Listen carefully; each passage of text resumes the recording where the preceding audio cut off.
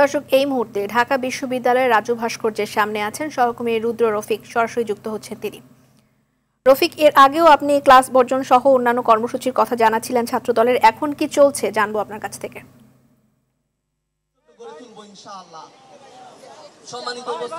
সকাল থেকে ঢাকা বিশ্ববিদ্যালয় এলাকায় নানা সংগঠন ফিলিস্তিনের যে বর্বরোচিত হত্যাকাণ্ড ঘটিয়েছে তার প্রতিবাদে নানা কর্মসূচি পালন করছে।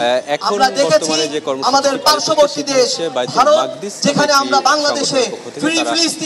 বিক্ষোভ কর্মসূচি পালন করছে, তারাও একই দাবি তুলছেন। সকাল থেকেই আমরা দেখেছি যে এই রাজু ভাস্কর্যের সামনে কিন্তু কিছুক্ষণ আগে এখানে ছাত্রদলের কেন্দ্রীয় কর্মসূচি পালন করা হয়, যেখানে ছাত্রদলের সভাপতি সেক্রেটারি সহ বিএনপির সদস্য সালাউদ্দিন বিক্ষুব্ধ ছাত্র জনতা যেটি বলছেন সেটি হচ্ছে এখনই আসলে সকলকে সোচ্চার হতে হবে যেন ফিলিস্তিনে যে হত্যাকাণ্ড ঘটছে সেই হত্যাকাণ্ড যেন বন্ধ করা হয়।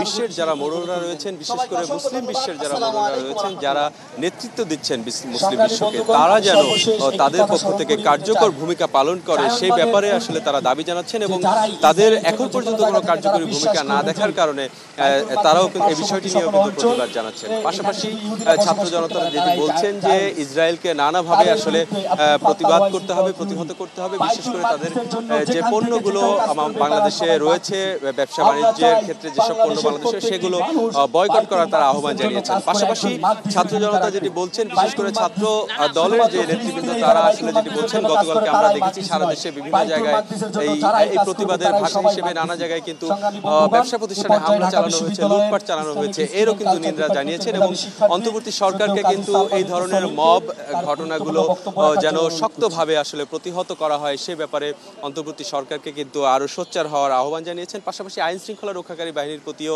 কিন্তু তারা আহ্বান জানিয়েছেন যেন এই ধরনের ঘটনাগুলোকে তারা শক্ত হাতে প্রতিহত করে। সব মিলিয়ে গতকাল থেকে আসলে রাজধানী জুড়ে কিন্তু বিক্ষোভ প্রতিবাদ সমাবেশ চলছে, ঢাকা বিশ্ববিদ্যালয় এলাকায় বিক্ষোভ কর্মসূচি চলছে। এছাড়াও কিন্তু বিকেলে আরও বিভিন্ন রাজনৈতিক দলের কর্মসূচি রয়েছে, বিশেষ করে ছাত্র শিবিরের কর্মসূচি রয়েছে, একটি বিক্ষোভ মিছিল তারা করবে এবং আগামীতেও কিন্তু আরও বড় ধরনের কর্মসূচি ঘোষণা করা হবে বলেও কিন্তু বিএনপি সহ অন্য দলের পক্ষ থেকে আমাদেরকে জানানো হয়েছে। তো এই ছিল রাজু ভাস্কর্যের পাদদেশ থেকে আমার কাছে সবশেষ তথ্য। রফিক, ধন্যবাদ আপনাকে।